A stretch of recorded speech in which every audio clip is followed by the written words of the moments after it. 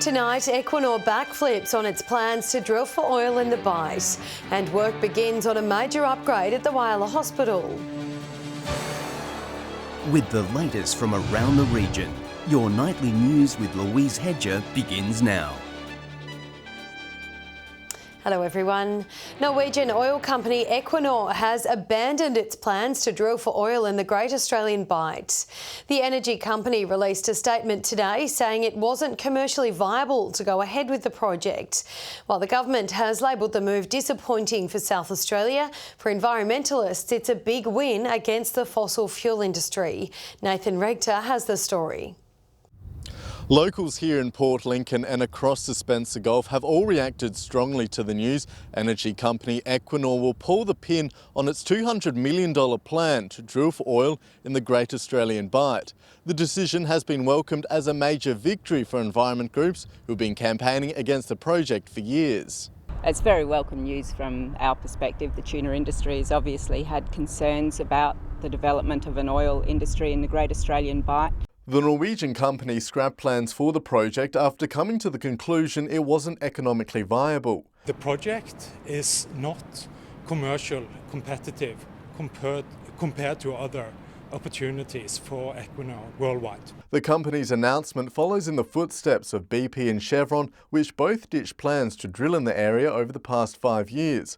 Similar arguments between all three companies. The economic cost was too great. There's no infrastructure here for starters, there's no support. If something went wrong, it's a long way from anywhere, and Equinor would be the sole one responsible for anything which did go wrong. It's just sorted out that this is too expensive. But for the government, it's been labelled a disappointing outcome. Drilling supporters claim it could have created more than 2,000 jobs in South Australia and inject up to $7 billion a year into the economy. They were disappointed, and we can understand why they are disappointed. At the same time, they also recognise that this is a commercial decision and that we need to take the responsibility.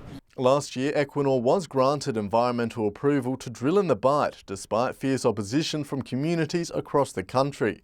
The company says it still believed it could safely drill in the area. This approval confirms that we can do the operation in the Great Australian Bight in a safely manner. Bight Petroleum and Murphy Oil are now the last two companies to hold permits within the Bight. Despite this, fisheries are celebrating what they say is an increasingly bright future. We can now get on to business which is growing jobs and economic development in regional Australia. Equinor says it will now focus its attention on its exploration permit in Western Australia. A Port Augusta West man has been charged following a dramatic police pursuit across the mid-north. The rampage started in Paravista yesterday morning, where he allegedly assaulted an innocent elderly woman and stole her car.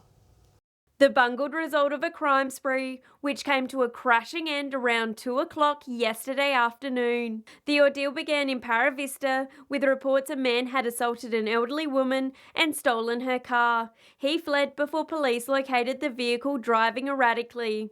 Located the vehicle speeding in a northerly direction between Red Hill and Crystal Brook. A short pursuit ensued. The drama didn't end there. Police had to spike the car.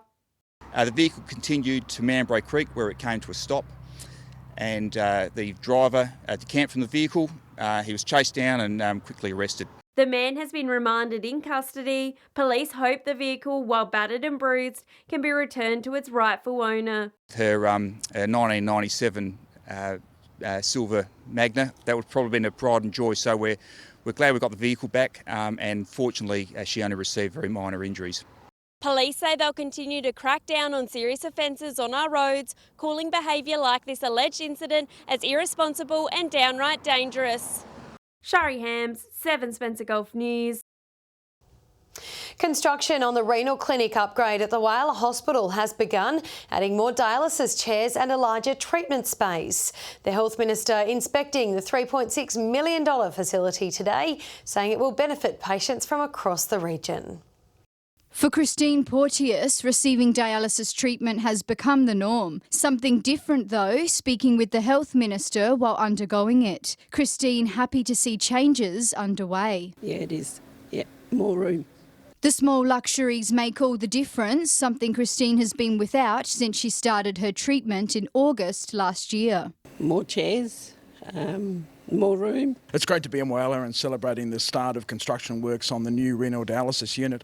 This will see a 50% increase in the number of dialysis treatment bays in the unit, including the addition of an isolation bay. The new facility will see 4 dialysis chairs become 6, including one for an important isolation room. It enables us to ensure that the infection controls that are necessary for all patients in that unit are well managed. It will also include consultation officers and the opportunity for more light and space, allowing up to 9 chairs to be operational at one time. Great for people in Whyalla and the surrounding areas. There are already people who are having to go out of region to get their renal dialysis treatment.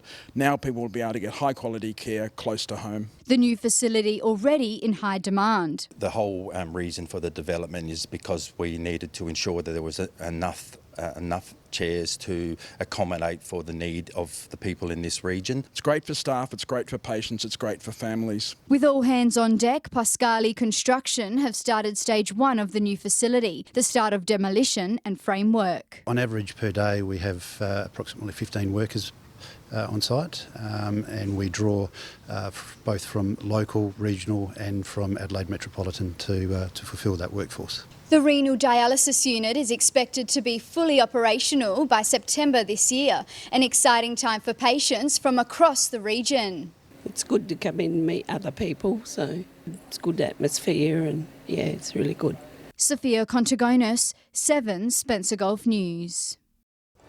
Still to come tonight, local teachers welcome school upgrades and police launch a campaign to target speeding drivers.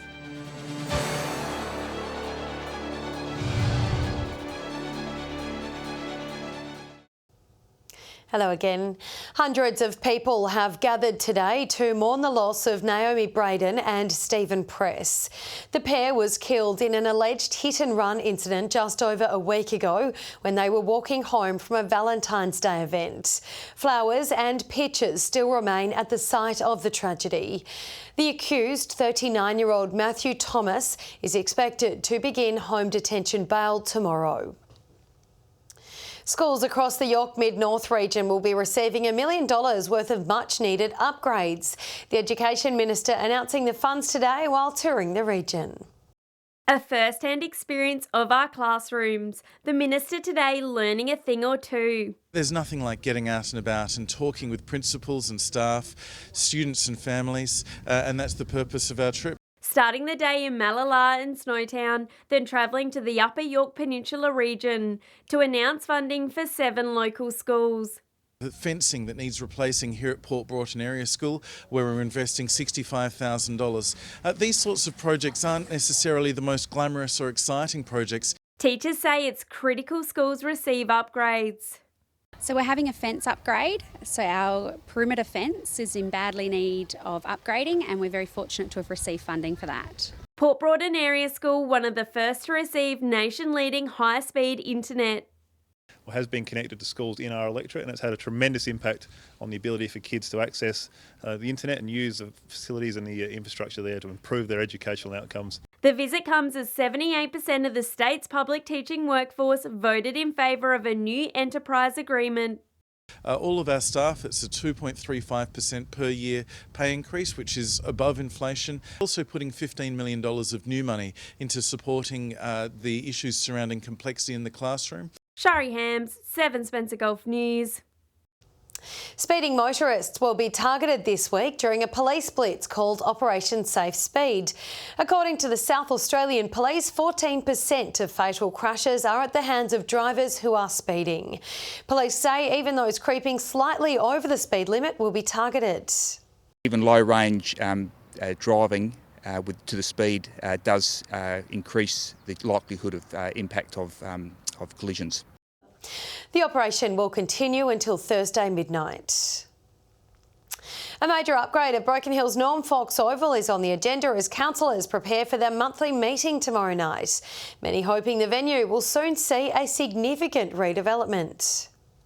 A potential $1.5 million cash splash on one of the city's struggling ovals. We hope to see some permanent changes there. Broken Hill councillors will hold their first ordinary meeting of the year tomorrow night. While there's plenty on the agenda, one major motion is council looking to budget over $1 million for the Norm Fox Oval. It's already in the budget process, so we've got to make sure we manage them and we actually don't rob from Peter to give Paul. We make sure that there's a plan in place to deliver for all. The Norm Fox was brought to its knees at the start of January after going without water across multiple summer days. Patches of dirt bordered by dangerous erosion making sport almost unplayable on some parts. Councillor Tom Kennedy made the suggestion for the funding last year, saying the money can go a long way. New watering system, electronically controlled, new turf, a pitch in the cricket turned or changed in direction potentially for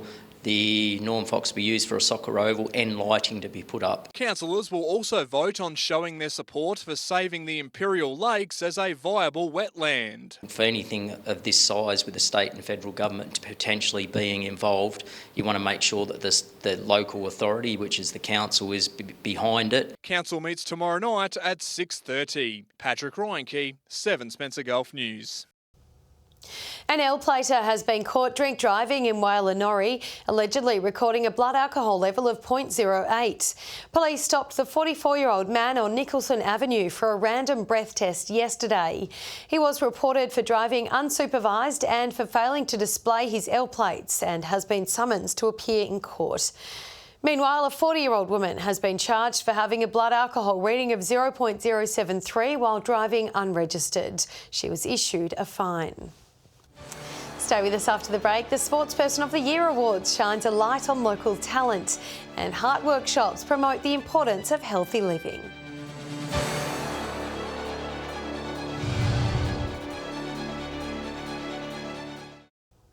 Welcome back. Port Lincoln horse rider Emma Manthorpe has taken out this year's Sportsperson of the Year in Port Lincoln. The athlete was recognised for her involvement in some of the toughest mountain bike riding competitions in the world. From the beaches on Africa to being chased in Mongolia, Emma Manthorpe has done it all, now recognised back in her hometown. The horse rider being awarded this year's Port Lincoln Sportsperson of the Year. It's just, extremely overwhelming and I'm very honoured, so definitely wasn't not expecting it. The annual sports awards recognise some of the best athletes within the town. Emma is certainly one of them, competing in some of the toughest competitions in the world. I competed in the Mongol Derby, which is 1,000 kilometres across the Mongolian steppe. It's a 10-day race and just to complete it and finish it is sort of winning enough in itself. The humble rider has just returned home from her latest adventure, a 360-kilometre journey across South Africa's east coast. After 4 days of riding against 14 other competitors, Emma crossed the finish line first, but it didn't come without some challenges. Chased down by wild dogs, chased down by men, going across rapid rivers, so no, lots of challenges. It's definitely the toughest thing that I've ever done. Emma was one of 3 who were recognised at the awards dinner. Basketball Miaza Otto was named Junior Sportsperson of the Year. The 17-year-old represented South Australia at the National Junior Country Cup last year. I'm so grateful to have all the people, like my mum and dad, my family, and in Port Lincoln, everyone here is just so supportive of my dreams. The night also awarded the town's Volunteer of the Year. Tony and Leanne Rodder were named the winner for their work with local motorsport. Hagan Dirk accepted the award on their behalf. Just texted him a message saying that he's won. I've tried to keep my phone off, but he's like, well, when can I talk to you? So I'll ring him in a minute. Legendary netballer Michelle Dandecker was guest speaker, sharing her advice for the next generation of athletes. Just taking advice and loving that you're open and receptive to feedback and keep trying hard. You'll get there. Nathan Regter, 7 Spencer Golf News. The Heart Foundation has made a stop in Port Augusta, hosting a workshop to educate locals on heart health. The event allowing participants to gain knowledge on how to lead healthier lifestyles. A night of education in Port Augusta. The Heart Foundation hosting a workshop to help minimise the risks of heart attack in our city. I actually had a heart attack and I had one probably without warning. I remember having shortness of breath as I was walking, didn't take any notice of it, and the very next day, bang, I was in hospital and off to Adelaide. Locals gaining an insight and simple tips to lead healthier lifestyles. Some saying these programs can save lives. Definitely helpful and for more people to know about the signs and warnings of heart attack. The program brought here to shed light into what can happen if you consume too many processed foods. Organisers hopeful to educate as many people as possible. If we can get the message out there that the training's available for free, it's a good way to get the community in and interested, and having that information in sporting clubs means there's always someone looking out. Also highlighting the ways you can look out for friends and have fun whilst taking care of your heart. So the Heart Foundation walking groups, it's an initiative for friends to get together and walk for good health. There's a few meeting points across Port Augusta. Community urged to undergo heart health checks, which can help to locate possible health issues in the future. And that's an even more comprehensive assessment of not just your heart health, but things like diabetes, kidney disease, family history. Laura Milovanovic, 7 Spencer Golf News. Plans for an Aldi store to be built in Whyalla currently lie dormant, with trade meant to be up and running by the end of this year. Council says Aldi has bought the land and have lodged a planning consent, suggesting they have confidence in Whyalla's economic direction. The proposed store would be located on Ekblom Street, across the road from Westlands Shopping Centre, creating up to 20 new full-time positions. The supermarket giant has just over 10 months to start construction before they have to reapply for approval. Stay with us after the break. We'll have this week's sport wrap with Pat and we'll have the weather with Britt.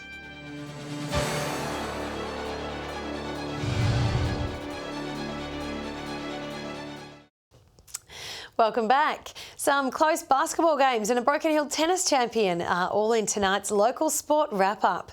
Here's Patrick Reinke in Broken Hill with a look at the recent week of results.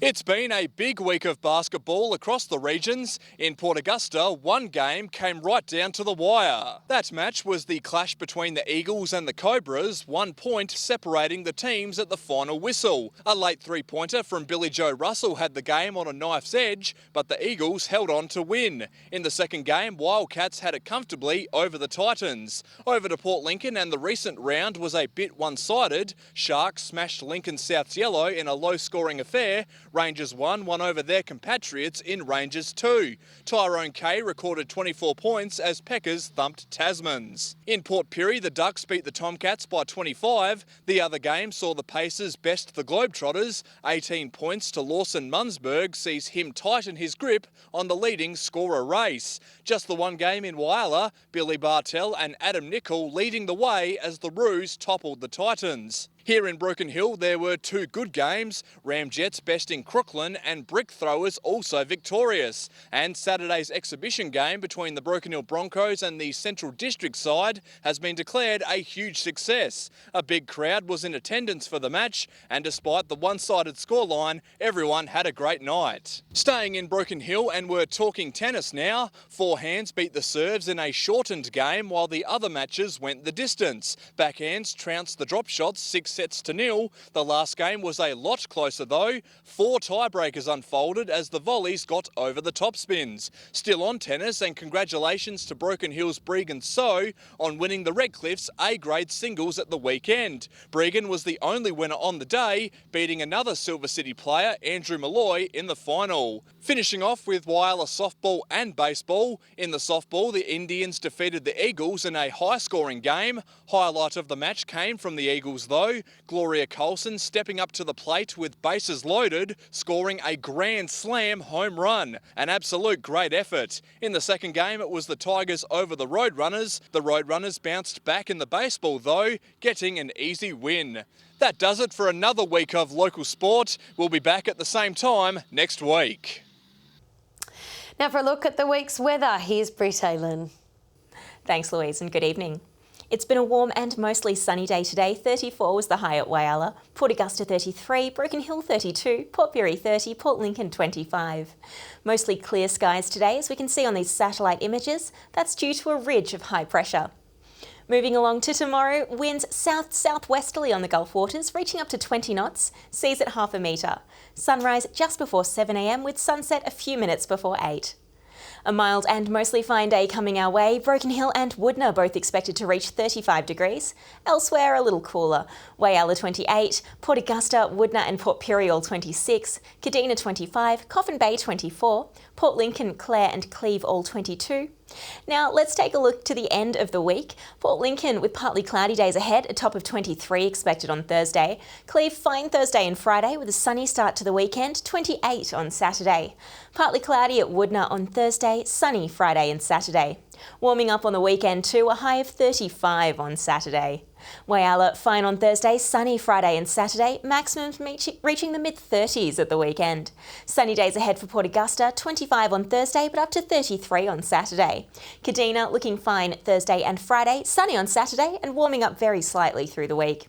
A sunny end of the week for Port Pirie, Clare and Broken Hill, all with maximums in the mid to late 20s on Friday and 30 across the board on Sunday. And Louise, that's today's weather. Thank you, Britt.